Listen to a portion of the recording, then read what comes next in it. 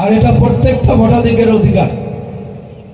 যারা যারা ভোট দেন, আমার মনে হয় না, আপনারা তো বয়স, অনেক বয়সের মানুষ আছেন, আমার মৌলানা সাহেব অনেক বয়স, ভারতবর্ষের যত বিধায়ক আছে, এমপি আছে, কেউ অন্তত ইলেকশন মিটিংয়ে, অন্য মিটিংয়ের কথা বাদ দেন, যত আমি মিটিং করতেছি সবাইকে বলি আপনারা আমার বিরুদ্ধে যদি আছে কিছু বলেন, প্রশ্ন করেন।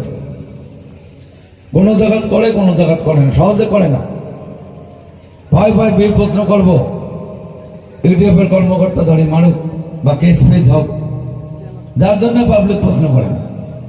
পরিমাণিক যখন বলছি প্রশ্ন করো, কোনো কেস হবে না, আমার কর্মকর্তা কাউকে কিছু বলবে না।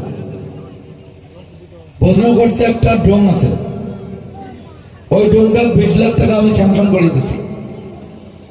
ওখানে রামকৃষ্ণ নামে একজন মানুষ আছে, হিন্দু সম্প্রদায়, যেহেতু ফলিমারির ডোমটা দিয়ে পানি যায় মেলা ময়দানের সাইড দিয়ে, কাম করতে দেয় নাই, 20 লাখ টাকা অন্য জায়গায় সাথে একটা কালভার্ট করা হয়েছে ওই পাশে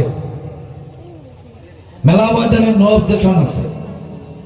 যখন প্রশ্নটার উত্তর দিলে ওরা স্যাটিসফাই, বলে আসলাম এইবার নির্বাচনের পরে আমাকে এনওসি নিয়ে দাও, যেহেতু পারতেন